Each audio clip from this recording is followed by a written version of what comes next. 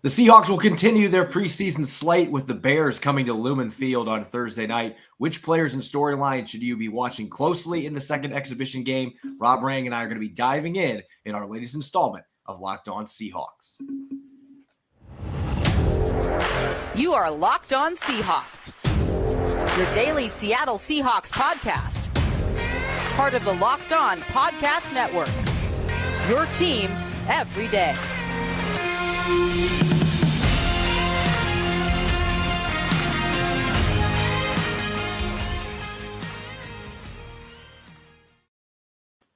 Greetings, 12. This is Corbin Smith, your host for Locked On Seahawks. Joining me for an early morning Thursday pregame show, my co-host in crime, Rob Rang. Thanks to all the 12s for making Locked On Seahawks your first listen 5 days a week. We greatly appreciate it. As we get closer to the regular season, going to start having a little bit of a formula for these pregame shows. Won't be doing our matchup Wednesday like we do during the regular season, but going to check out some players to watch in tonight's preseason game between the Seahawks and Bears, as well as some key storylines and some injury updates. Jam-packed episode coming your way as we gear up for the second preseason contest. Now for your lead story here on Locked On Seahawks. The Seahawks will be taking on the Chicago Bears at Lumen Field tonight, their second preseason game, the only home preseason game that they have, with there just being 3 preseason games now under the new CBA. And they'll be missing some key players, but before we get to the players that are going to be sidelined, we do have a couple players that will suit up tonight, according to Pete Carroll, and they were out recently with injuries. So some good injury news for the Seahawks heading into this game. As far as who's in, Rob, Sidney Jones did return to practice a few days ago with a concussion, and so that's good news for Seattle's secondary. I would anticipate he's going to get at least a handful of snaps tonight, especially with Artie Burns still coming back from a groin injury. And Jake Curhan, they were cautious with him on Tuesday. He had a back spasm, held him out, but he participated in the walkthrough yesterday. And with Abe Lucas gunning for that job at right tackle, of course, Jake Curhan is going to be ready to play. Yeah, I certainly expect so. And, I think that is going to be, as we've talked about so many times, that is going to be one of the most, the difficult and interesting competitions that we are going to see the entire time. But Corbin, you just didn't have the enthusiasm I was expecting. There was one thing that you said there a couple of different times that just put a smile on my face, and that was Seahawks football tonight. And that's the biggest thing here is that, it's been a crazy offseason, of course. Seahawks fans know that. But again, Seahawks football at home, Lumen Field tonight against one of the all-time iconic teams in all of the NFL, and the Chicago Bears, who have their own young quarterback and Justin Fields. There are so many jobs on the line. I'm really excited about this. I wish I was in right now. And that, again, is kind of the topic that we're discussing here, and you should focus in on, as you mentioned, Jake Curhan coming back with the back spasms. And we talked about him previously. I was just really impressed by how well he played, not only at right tackle, but at right guard as well in the preseason opener against Pittsburgh, and then with Sidney Jones, that's critical. I mean, we all know that he's going to be a starter for this club. I think that the talk that you're going to have the 2 rookies on the outside, I always thought that, Kobe Bryant and just his instincts, I think that he makes some sense inside. But Sidney Jones is, I think, the sure thing of Seattle's cornerbacks. But you can't really be characterized as a sure thing, given that he's only had 1 year in Seattle. Obviously, he has struggled a little bit with durability, and you just want to make sure that he feels very comfortable in what is a new system, of course, in Seattle. And then Rashad Penny, I think, is interesting. Pete Carroll kind of talked about that he thought that there was a chance that the Rashad Penny might be able to play. And, of course, with Ken Walker III out with that procedure, then there's a possibility we might see a lot of Rashad Penny. But I don't know. I think that you have to kind of keep Rashad Penny in a little bit of bubble wrap. I wouldn't be surprised to see him for a couple of plays in tonight's game, but I think that you're going to see very similar to what we saw in the preseason opener. Again, an awful lot: DJ Dallas, Travis Homer, Darwin Thompson, et cetera, Josh Johnson. I think that you're going to see some of those kind of guys. And unfortunately, while there's a lot of positives about some of the players that are going to be able to return, there are definitely some negatives. I mentioned Ken Walker, D. Eskridge, LJ Collier. I'm talking about kind of a who's who as far as high draft draft picks for the Seahawks that really need to be on the field as much as possible. Artie Burns, you'd like to see Artie Burns back. I think that he's got a chance to play. You know that he wants to ball out against his former team, the Bears. So again, there's some players out there who are not likely to see the field tonight. But at the same time, I think that they should, if there's any chance they possibly can. Yeah, Pete Carroll said Artie Burns won't be back tonight. They are very positive about him being able to make it back next week from a groin injury. But yeah, this is what you see this time of year in preseason. Most of the time, if a player is questionable, they're not going to be suiting up. Now, if it's somebody like Aaron Donkor, who missed Tuesday's practice with a hamstring tweak, Aaron Donkor wants to get on the field because he is battling for one of those last roster spots. That's a different position than, say, somebody like Ken Walker III or D. Eskridge, who likely has a spot in this football team. We wouldn't expect that they're going to be cut. But let's get to Ken Walker III here real quick, because I think that was the most notable injury update that Pete Carroll provided after yesterday's walkthrough. As you mentioned, in quotes, a procedure. We don't know what Ken Walker III had, although based on the people that I've talked to with inside information with the organization, he does have a hernia. It's just not a sports hernia, which is significant because sports hernias have a longer recovery time.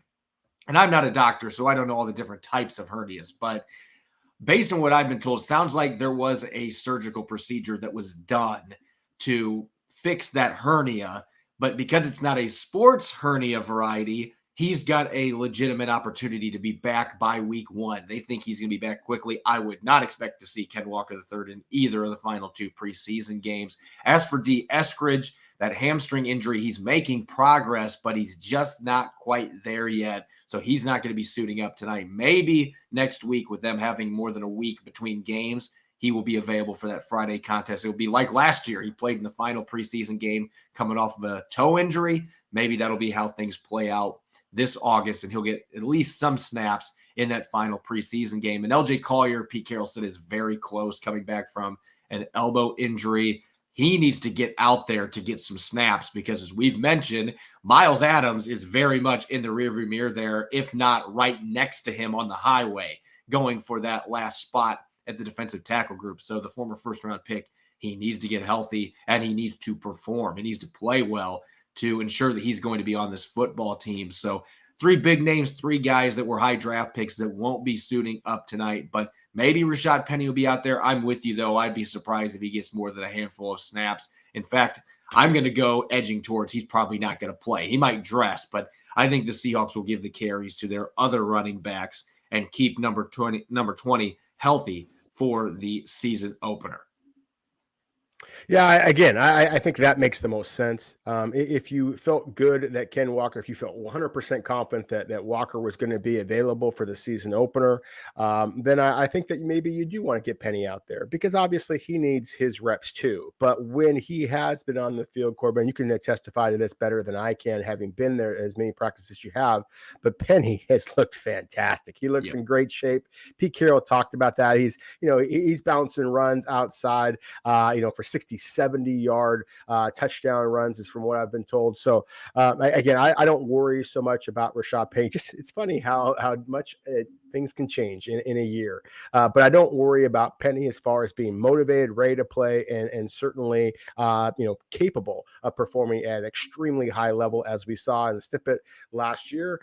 And again, with Walker being possibly out, you see how he wants to make sure that they are full bore on offense, considering all the questions you have a quarterback. They want to make sure they're full bore against the Denver Broncos. And having been to Denver here this past week, linebacker is one of the positions of concern for them, and that's something the Seattle's got to be kind of chomping at the bit a little bit to be able to run the ball against Denver. And so again, I think that Penny, you want to get him on the field, but at the same time, it's a risk reward thing, and I just don't know that you get enough reward for the possibility of any type of injury curtailing Rashad Penny's start to the season. And I think that's how most NFL teams are going to handle their starting running back anyway, especially when it's a guy that's been in the league for 4 seasons. You want to limit how many carries that player is going to have in the preseason. Most of the teams keep their starter in bubble wrap until week 1. and then they'll unleash them on their opponents. And running backs usually can hit the ground running, literally, and not have to worry about that. There's other position groups. I think offensive line, it's key to get out there and get some reps in exhibition games. But running backs, I think you can get the practice reps and be fine going into the start of the season as long as you are in top physical shape, which Rashad Penny certainly is. Two other players of note. I mentioned Aaron Donkor. Pete Carroll made it sound like there was a chance he would play tonight. Jordan Brooks is the other player that Carroll said maybe there was a chance. I would think the Seahawks are going to err on the side of caution, especially with the longer week to prep for their final preseason game. I think they will take that extra time and make sure that he's 100% healthy, get him some reps in that final game going into the regular season. I'd be shocked if he plays tonight, but Pete Carroll made it sound like the door was being kept open maybe for Brooks to play. So those are two names that we can't put in either category. Maybe they'll play, maybe they won't. We'll find out tonight at Lumen Field. Up next, speaking of that preseason game, Bears and Seahawks, it's time for top storyline, what we're going to be watching when the Seahawks and Bears duel in the second preseason game tonight. We'll get to that here in a moment. As you gear up for the fall, you need the right people on your team to help your small business fire on all cylinders. LinkedIn Jobs is here to make it easier to find the people you want to talk to faster and for free. As a former site manager and current podcast host, I've made plenty of hires over the years, and LinkedIn has always been a go-to for me to find top candidates in sports media. Create a free job post in minutes on LinkedIn Jobs to reach your network and beyond to the world's largest professional network of over 310 million people. Then add your job and the purple hashtag hiring frame to your LinkedIn profile and spread the word that you're hiring so your network can help you find the right people to hire. Simple tools like screening questions make it easy to focus on candidates with just the right skills and experience so you can quickly prioritize who you'd like to interview and hire. It's why small businesses rate LinkedIn Jobs #1 in delivering quality hires versus leading competitors. LinkedIn Jobs helps you find the candidates you want to talk to faster. Did you know every week nearly 40 million job seekers visit LinkedIn? Post your job for free at linkedin.com/LockedOnNFL. That's linkedin.com/LockedOnNFL to post your job for free. Terms and conditions apply. You're listening to the Locked On Seahawks podcast Thursday edition. I'm your host, Corbin Smith. Joining me for our pregame show, my co-host in crime, Rob Rang. Thanks as always for making Locked On Seahawks your first listen 5 days a week. We greatly appreciate it. However you play, get the latest NFL fantasy draft tips from Locked On Fantasy Football and Locked On Dynasty. Plus, starting August 22nd, we're bringing you daily top 10 lists for fantasy draft week. Locked On Fantasy Football and Locked On Dynasty available on YouTube and wherever you get your podcast. The Seahawks will return to the game field only a few days after facing the Steelers in their preseason opener. They will host the Chicago Bears on Thursday night in their second preseason battle at Lumen Field, their only home preseason game that they're going to have this August. And Rob, when you get to this time of year, it's obviously not the regular season. You're going to see a limited number of starters. You might not see any starters. Some teams are handling it that way. But I expect the Seahawks and Bears will play some starters on both sides. And so there is a bit more intrigue in the second preseason game than the first. It used to be the third preseason game when there were 4 of them on the schedule. The third preseason game was the one that really felt like the dress rehearsal. I think the second preseason game now has taken that label. And I think that we will see a handful of starters tonight. So what's the first storyline that really jumps out to you as we head into this game between the Seahawks and Bears? No, I think it's a storyline that jumps out to everybody, Corbin. It's the quarterback situation. I mean, can Geno Smith take advantage of the situation now that he is the quote-unquote surprise starter with Drew Lock? For those people who have been living under a rock, Drew Lock is not going to be able to play due to testing positive for COVID-19 a couple of days ago. And so Geno Smith is going to be the starter in this game. And can he seal the deal? Can he emphatically just take away any opportunity for Drew Lock to be able to come back and make an argument? Should he be able to play in that third preseason game? And we talked about this on yesterday's episode, Corbin. I mean, there is a solid 2-week window after Seattle's final preseason game next week, and then the regular season opener September 12th, hosting the Denver Broncos. And so because of that 2-week window, I do think there's a chance that Drew Lock might be able to get himself back into this mix, but not if Geno Smith delivers the way that I think that he can against Chicago tonight. So to me, that is absolutely the biggest storyline. And then, oh, by the way, Jacob Eason, we'll talk about a little bit later. I'm going to be focusing in on Jacob Eason a lot. There's going to be a lot of NFL teams and teams from other leagues who are going to be paying attention to this strong throwing quarterback and what he can do. He has had an opportunity here again, given to him basically on a silver platter. As much as Geno Smith, Jacob Eason has to take full advantage of this opportunity. Yeah, this is the chance for Geno Smith to throw that knockout punch, because even if Drew Lock was going to start this game and didn't test positive for COVID, Pete Carroll still said that Geno Smith was out in front of this competition, and all signs have been pointing to that. They were finally giving Drew Lock a legitimate opportunity, and unfortunately, he's not going to get to take advantage of that tonight. But that means Geno Smith is going to get a lot of reps in this football game. I anticipate he's going to play most of, if not the entire first half, might even play into the second half.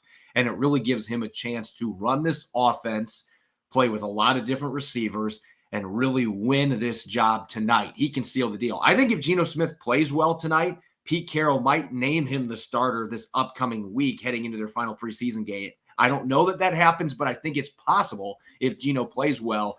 Really, the only way that the door is kept open for Drew Lock is if he goes out and Geno Smith stumbles and has a really poor performance tonight.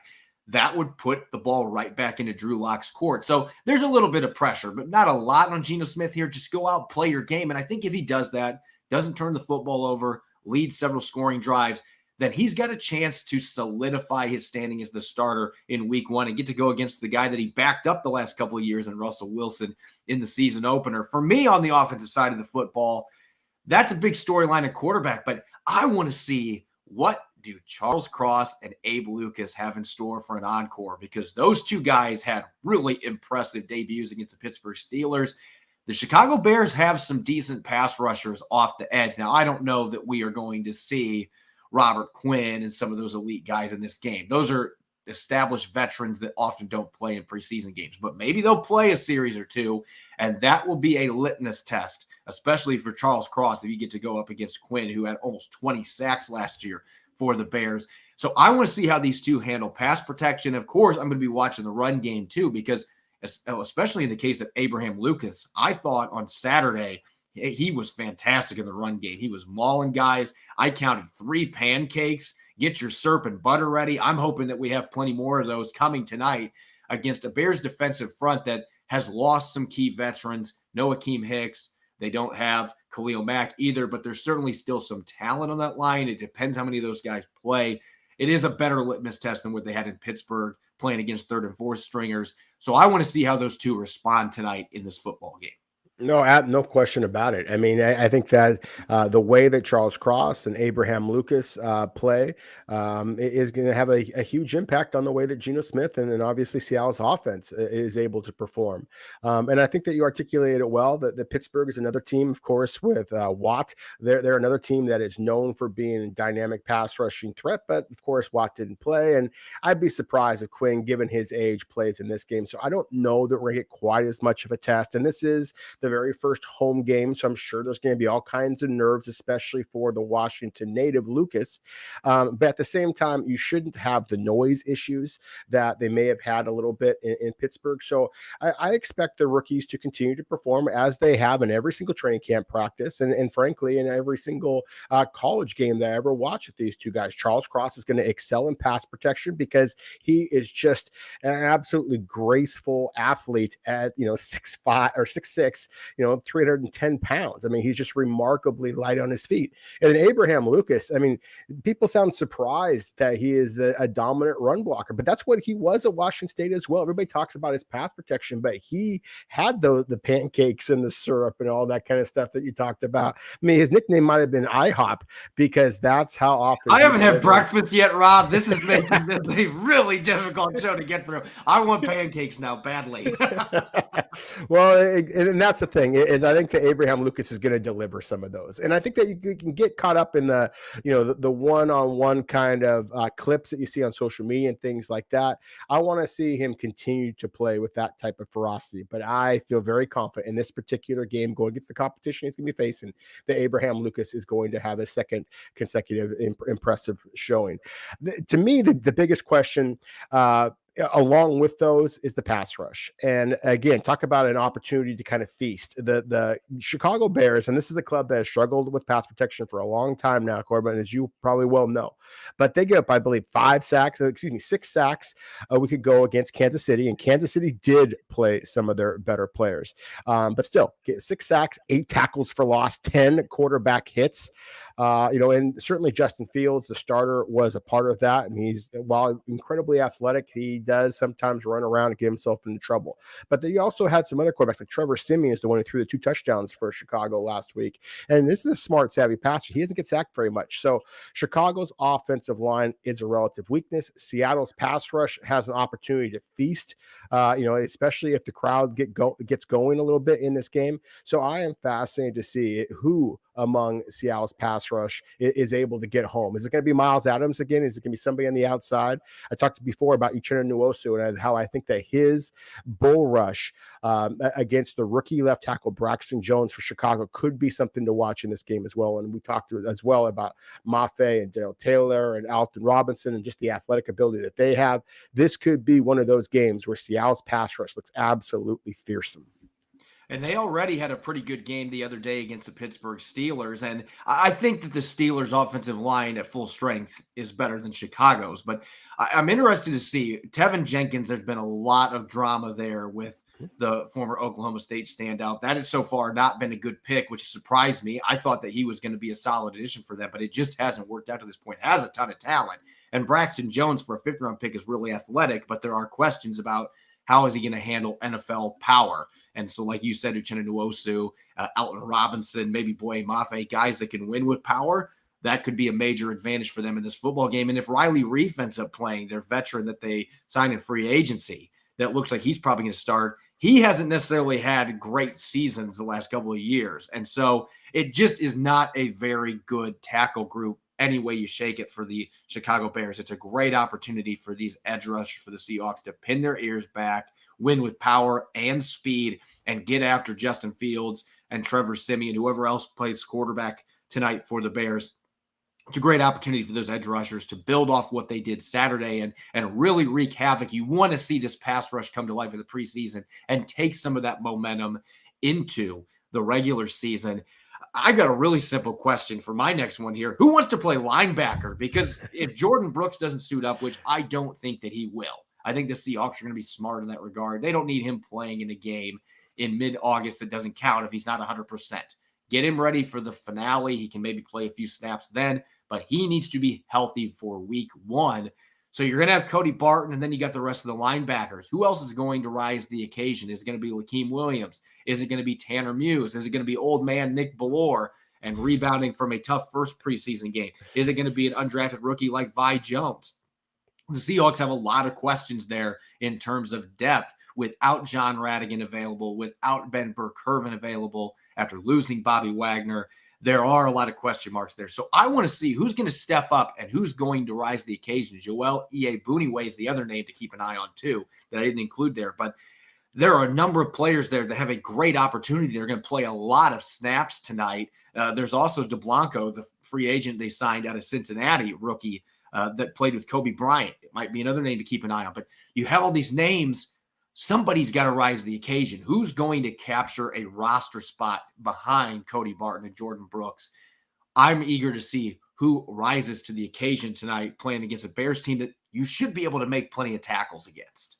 Yeah, I certainly expect that to be the case. I definitely am going to be focusing on the linebackers as well. But I think the rookie corners are going to basically kind of steal my attention at times.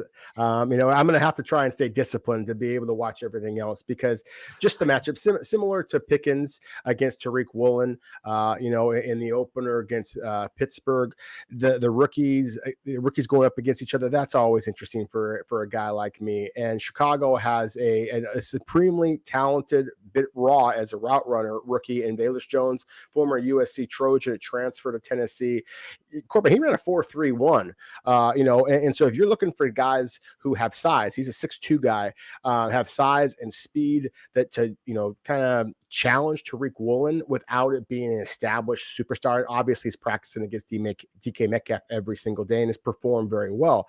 But at the same time, I really think that's going to be something to watch. We see guys like Mooney, for example, very different, more like a Tyler Lockett type. And so I think that Chicago has some receivers who are going to be really interesting to see how Seattle's rookie corners match up. And then obviously, we have to see if Tariq Woolen's tackling has improved. And that is something that I expect Chicago and every other opponent to test. And so I'm eager to see. Pete Carroll talked about how many nerves that Tariq Woolen especially was feeling that game. Well, I'm sure he's going to be feeling a lot of nerves in his first home game of his, hopefully brilliant NFL career. And so I'm just eager to see how they perform in that regard. Yeah, I'm interested to see that too, because it's one thing to play an NFL game, but there's just a different aura when you're playing in front of the 12s for the first time. And that can lead to some struggles early. We'll see if that's an issue with them having a game under their belt now. Woolen did get much more comfortable as his debut unfolded, and he played much better after a rough start. But of course, teams are going to be testing him with quick passes, trying to see how he handles tackling, and really the Seahawks defense in general. Everybody's got to step up in that regard. That might be your extra storyline. Can we tackle? Can we avoid having 20 missed tackles like we did in Pittsburgh? And so all eyes are going to be on that aspect too. Are they just better? Do they clean up in this second preseason game in a tackling aspect? Which players should be keeping an eye on? We're going to be diving into that next. We're going from team-centric storylines to player storylines, players in offense, defense, and special teams to keep a close eye on tonight in Seattle's second preseason game. We're going to get to that here in a moment. You're hanging out with some friends and pulling back a few drinks. A few becomes a few too many. As the evening comes to an end and people start to head out, you think of calling for a ride. Now you live nearby. You can make it home okay. It's no big deal. What are the odds you'll get pulled over anyway? And even so, what's the worst that can happen? Your insurance goes up. You lose your license. You lose your job. You total your car. You kill someone. Everyone knows about the risks of driving drunk. The results are tragic and often deadly. However, that still doesn't stop everyone from getting behind the wheel while under the influence. That's why police officers are out there right now looking for impaired drivers on our roads to save lives. So if you think you're okay to drive after a few drinks, think again. Play it safe and plan ahead to get a ride. It only takes one mistake to change your life or someone else's forever. Drive sober or get pulled over. You're listening to the Locked On Seahawks podcast, Thursday edition. I'm your host, Corbin Smith. Joining me for today's show, my co-host in crime, Rob Rang. Thanks as always to the 12s for making Locked On Seahawks your first listen 5 days a week. Now make sure to make the Locked On Fantasy Football podcast your second listen. Find the intellectual fantasy expert, Vinny Iyer, who brings over 20 years of NFL expertise and a unique angle to give you the moves no one else has. Get ready for your fantasy draft with Locked On Fantasy Football, available everywhere you listen to podcasts. So we just broke down team storylines heading into tonight's second preseason game, Seahawks hosting the Bears at Lumen Field. It's time to get a little bit more specific here with individual players to watch. And so, Rob, you and I are going to be dishing out one offensive player, one defensive player, one special teams player to keep a close eye on in today's exhibition contest. We're going to start on offense, and I think you've mentioned this name already a few times on today's show, but, everybody's going to be looking at Geno Smith, but there's another quarterback who has a chance to be a beneficiary of Drew Lock not being able to participate tonight. Yeah, that's Jacob Eason. And that is absolutely going to be a player that I'm going to be focusing on for a number of different reasons. The biggest thing is this is quite literally his best opportunity that Jacob Eason perhaps has ever had in the NFL. And obviously he was drafted by the Indianapolis Colts a couple of years ago, but at the same time, at that point, that was a club that had, a quality veteran at the quarterback position. It wasn't likely to be a spot where Jacob Eason was going to be challenging for starting minutes anytime soon. And I would argue that he's not starting or challenging for that now. Clearly, Geno Smith and Drew Lock are contending for the number one spot. And then there's Jacob Eason, oh, by the way. And so it can't be any more, oh, by the way, stuff for Jacob Eason. He has to seize this opportunity. He has to show off the arm strength that everybody who has followed him since his high school days, and certainly at UW, at Georgia, everywhere else in between, has been impressed with his arm. But does he have the work ethic? Does he have the football smarts?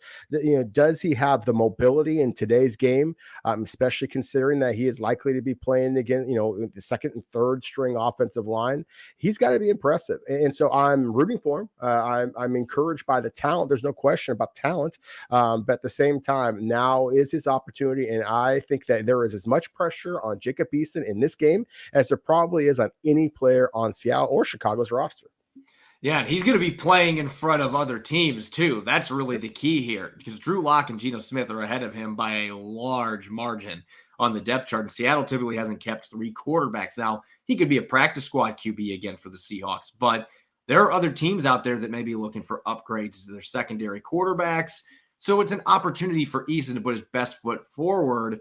We'll see what he does with it. To this point, he hasn't taken advantage with the few opportunities that he has had in the NFL. The talent's there, but he's got to be able to put it together on the field. I'm going to go out to the receiver position for my pick to click here to watch in tonight's game. And it's a player that we haven't really talked about at all, really, this entire month, because with the additions of Tariq Young and Bo Melton, bringing in Marquise Goodwin, D. Eskridge supposed to be coming back. He's had the hamstring injury, obviously, but all of the talent the Seahawks have at receiver, Cade Johnson has been an afterthought. And this is a guy that you and I talked up a lot last year when he was signed as an undrafted rookie out of South Dakota State, had prolific numbers for the Jackrabbits and not the best athlete, not going to run a 4.3 40, not the quickest athlete, not a big guy, but a really crafty route runner, outstanding football IQ, soft hands, can play on special teams.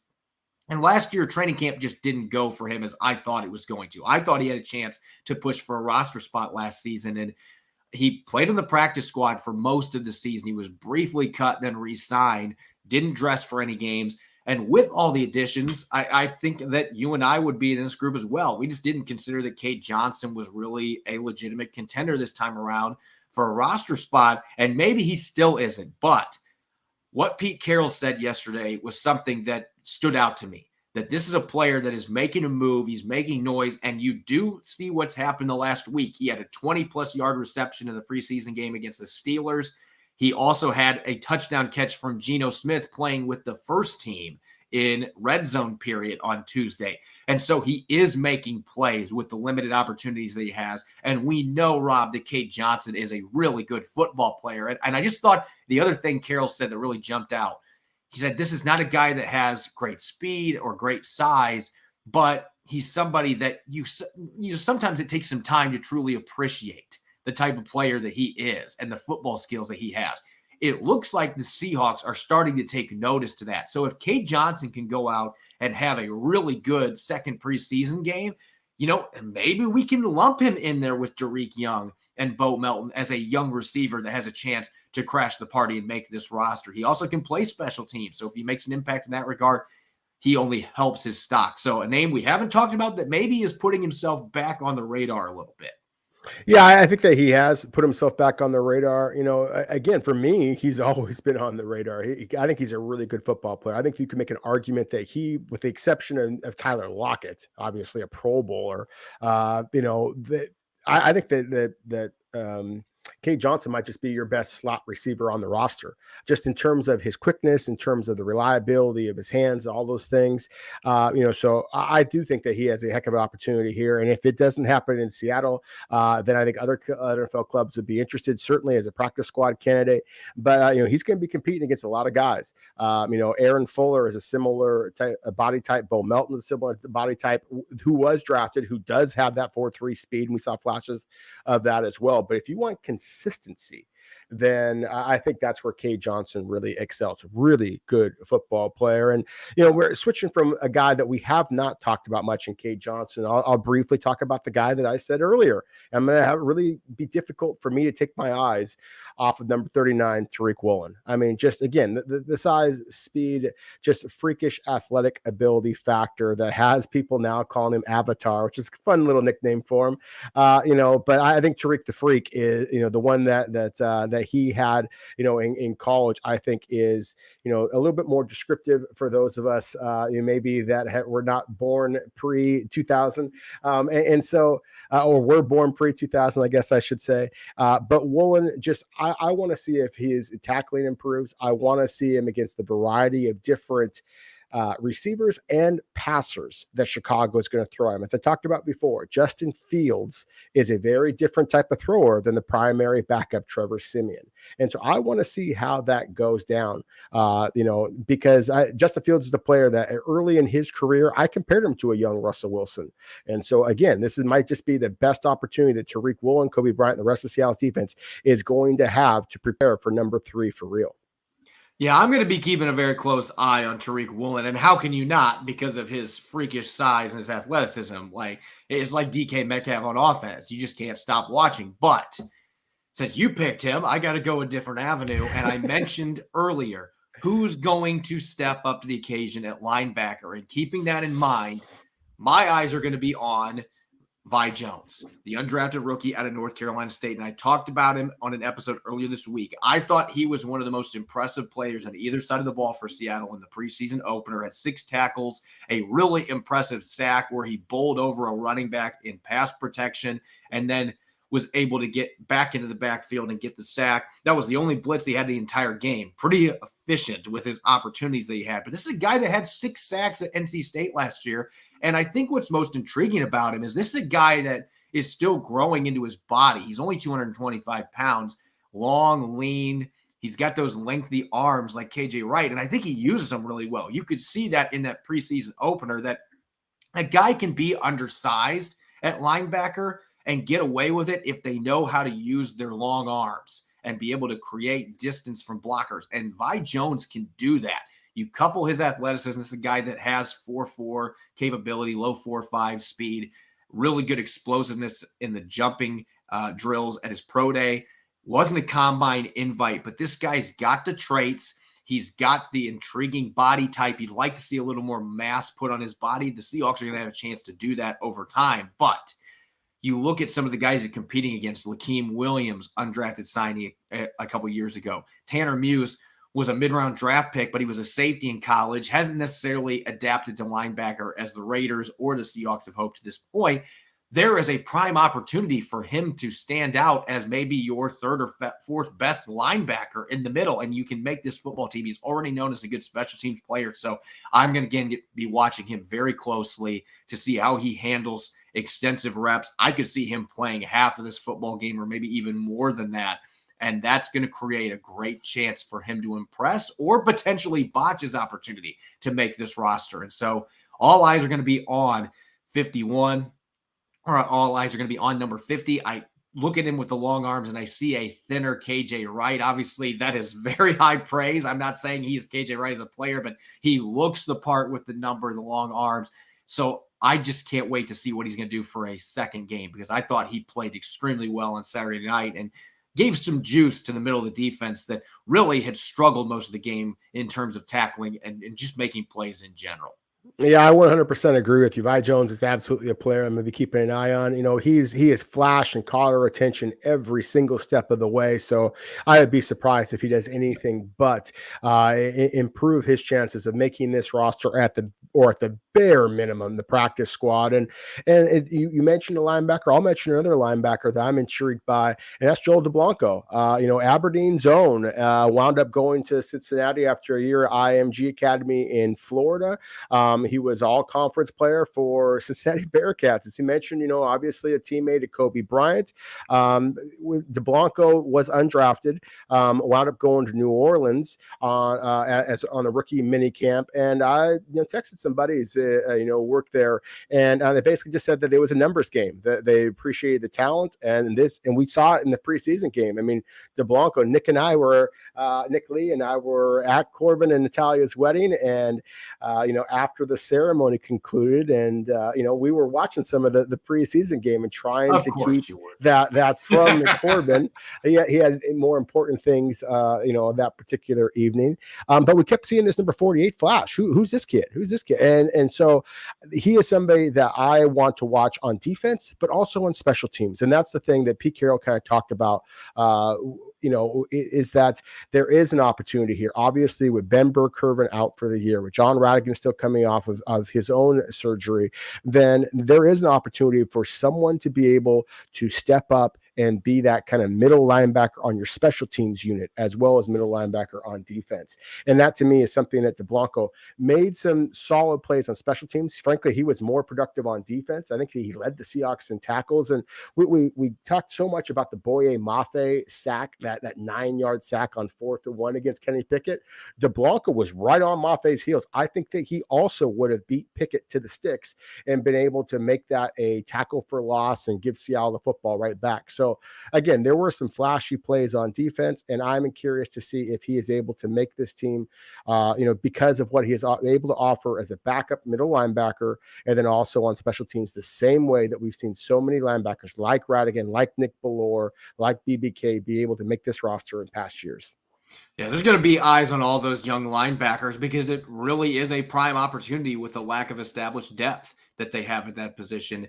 You're going with the great unknown for special teams. I'm going with a player that has been on the Seahawks roster the last couple of years, has flashed out of the backfield in limited opportunities, has flashed as a kick returner. But DJ Dallas, it's just been a different player in training camp and in the preseason. We saw it with him catching a touchdown, running for over 70 yards on Saturday night against Pittsburgh. And on the practice field, just, it's hard in these practices, especially when there's been so few that have been padded, to really gauge the physicality. But the few padded practices Seattle has had, I don't know that there has been a guy pound for pound that has pushed the boundary in terms of what they're allowed to do in training camp practices more than what DJ Dallas has, with his hard-nosed running, his physicality. Just looks like he's a step quicker. Not a 4.3 guy, obviously, but he looks faster. He looks like there's more suddenness, more comfort. And he's just playing with reckless abandon. It carried over to that preseason game. With Ken Walker III now being out most likely for the rest of the preseason, Dallas has a chance to lock up that kick return duty and be the primary returner. And I thought he was effective in that regard last year. He had a couple big ones that he returned near midfield. I don't know that he's a guy that's ever going to bust one for a touchdown. I don't know that he has that type of electric return ability, but he was always sneaky good returning kicks and punts at Miami. He's been that way at Seattle's practices, and he just is a different profile back there. A guy that, if you're on kick coverage duty, you don't necessarily like the idea of having to tackle a 215-pound running back instead of a speedy receiver. This is a guy that is going to smack you when he is running through alleys, and that physicality brings a different edge to your special teams. And obviously he does a lot of other things as special teams as well. I just think DJ Dallas is a really good football player, not a starting running back for this team, but a guy that can give you good snaps on offense, and obviously going to be a contributor on special teams. This is another chance for him to stand out in that regard. I'd like to see him have a nice return or two in this preseason game. And if he's able to do that, I think he can lock up that job, given the fact that D. Eskridge hasn't been healthy to compete against him, and Ken Walker III is now banged up. It's his job for the taking, much like Geno Smith at quarterback. So I'm going to be watching 31 on offense too, but he is a player I've really enjoyed watching throughout training camp, and can't wait to see what he does in the second preseason game, regardless of where he's playing on the field. As always, you can follow me on Twitter, Corbin Smith NFL. You can follow Rob at Rob Rang. Check out Locked On Seahawks on Apple Podcasts, Google Podcasts, Spotify, and 5 days a week on YouTube. We're going to be back tonight. Nick Lee will be joining me after the game. We will have a post-game show. No time set in stone just yet. Have to see how long the press conferences take after the game, as I will be on site covering the Seahawks-Bears contest. But we will have a post-game show coming your way, looking at some of the top performers, some key takeaways, and much more. You won't want to miss it. We'll be rolling live tonight on YouTube, and then the episode will be available on our other platforms afterward. See you then. Enjoy the rest of your day. Enjoy the game. Go Hawks.